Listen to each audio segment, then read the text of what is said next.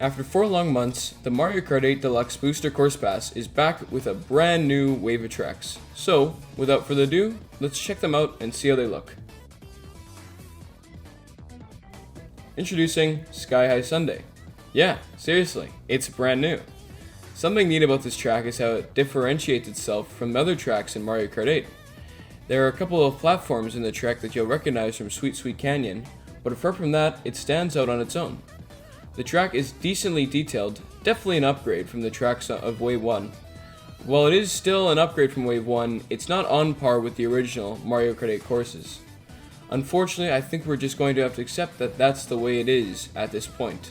At least they added anti-grav to this map. This is the first track to feature it since 2015, and I'm excited to see them bringing back the original Mario Kart 8 mechanics, something I've really missed. A lot of people seem to forget that Calamari Desert was in Mario Kart 7, so it actually hasn't been that long since we've seen it. Anyways, it's good on the Switch too. It's a lot more narrow compared to the N64 version, so we will see how hectic 12-player racing will be. It's rare that you slow down during a track, however it looks like that will be key in Calamari Desert. I'm interested to see if that will be doable with lots of players. It will also be interesting to see how it plays on 200cc. Can't wait.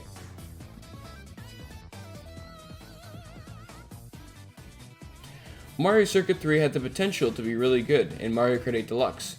Instead, it falls flat. I mean, like, literally, it's just a flat course. Usually, when these 2D tracks are ported, they change them up. They utilize the new anti-grav mechanics. Well, not new, but anyways. They utilize the anti-grav mechanics in Mario Kart 8. They inject new life into these tracks.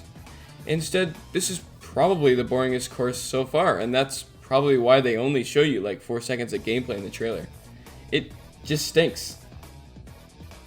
But on the bright side, Mushroom Gorge is back, baby! One of my all-time favorites, and it's pretty good. There's really not much to say. The course is very similar in quality. Interestingly enough, they added a lot more signs to the exterior, and the overall fencing is better. There is also the addition of more mountains and toads to the background, and truthfully, you can never go wrong with more mountains, right?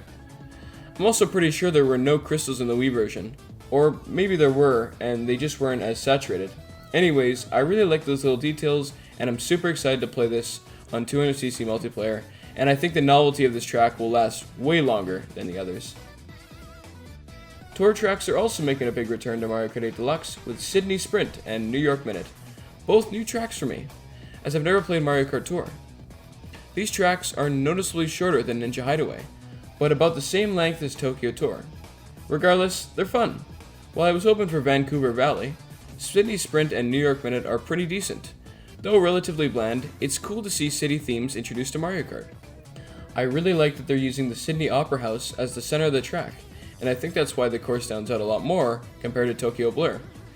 New York Minute has some neat alternative paths and variations, similar to Paris Promenade, which I do like. However, I thought Sydney Sprint was quite a bit more interesting.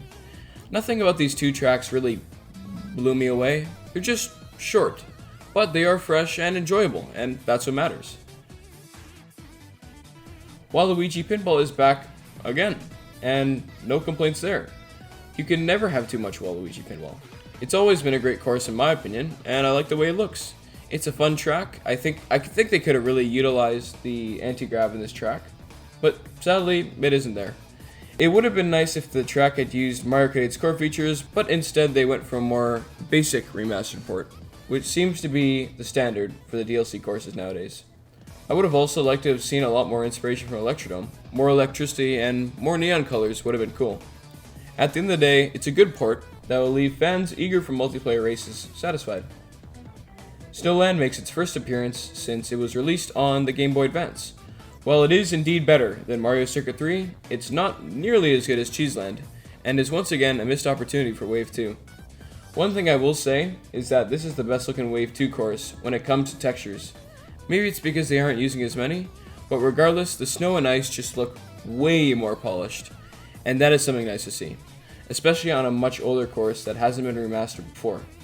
Personally, I've never played Mario Kart Super Circuit, so I'm excited to try this course with a few friends of mine and see what their thoughts are on a few of these.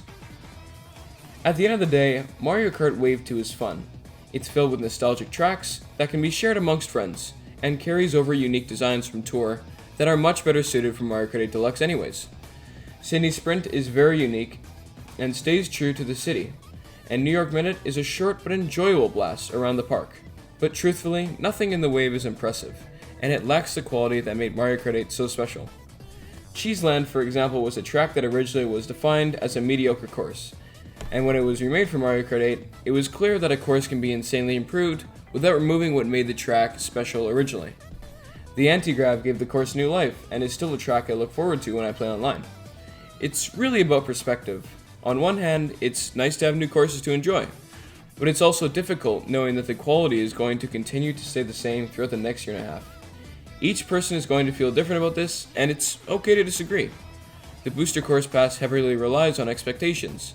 Some people won't be bothered by it, but a lot of long-term Mario Kart consumers will.